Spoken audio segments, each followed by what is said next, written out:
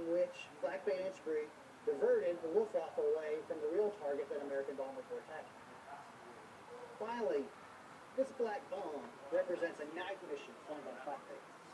In terms of the legacy of this airplane, the Army Air Forces saw it as an important aircraft. So rather than sending it to the scrap heap in the wake of World War II, they preserved it. They saved it in 1946, and by 1949, the newly created U.S. Air Force donated it to the Smithsonian Institution, where it's been in our custody ever since.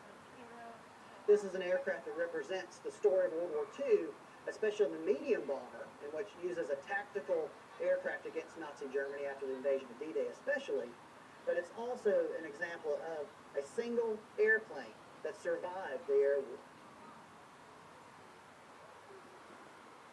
I'm Jeremy Kinney, and I'm the curator for the Martin B-26B Marauder Flak Bait.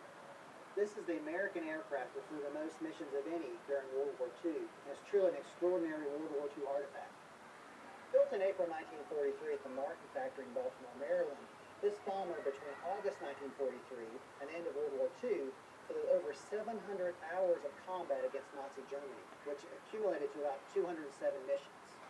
And that's truly extraordinary in terms of aerial combat during World War II, where only a handful of aircraft reached 100 missions. And when you have crews flying between 25 and 35 missions before they rotate home, there were several crews who actually flew this particular airplane, Flak Bait. The first pilot for Flak Bait was Lieutenant James Farrell, who named it through a combination of the German word for anti-aircraft artillery, flak, and the name for the family dog back home, Flea Bait, so Flak Bait. And the airplane really lived up to its name over its career between 1943 and 1945, in which it accumulated over 1,000 holes through flak and shrapnel damage during combat flying over Western Europe. So this airplane as a survivor really stands out. There are only aircraft that were used up so much in terms of combat. This one is a true survivor. And it's just by the irony of history that the name Flak Bait, it really was one of the most damaged and most attacked airplanes as well. The bombs you see painted here on the fuselage represent each individual mission flown by Flak Bait during World War II.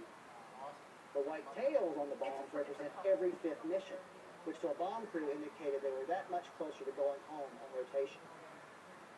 This swastika represents Flak Bait's only confirmed kill against a German fighter in the air. These ducks represent decoy missions flown by Flak Bait, in which Flak Bait and its group diverted the Luftwaffe away from the real target that American bombers were attacking. Finally, this black bomb represents a night mission flown by Flak Bait. In terms of the legacy of this airplane, the Army Air Forces saw it as an important aircraft. So rather than sending it to the scrap heap in the wake of World War II, they preserved it. They saved it in 1946, and by 1949, the newly created U.S. Air Force donated it to the Smithsonian Institution, where it's been in our custody ever since. This is an aircraft that represents the story of World War II, especially the medium bomber, in which used as a tactical aircraft against Nazi Germany after the invasion of D-Day especially, but it's also an example of a single airplane that survived the air war. I'm Jeremy Kinney, and I'm the curator for the Martin B-26B Marauder Flak Bait. This is the American aircraft that flew the most missions of any during World War II, and it's truly an extraordinary World War II artifact.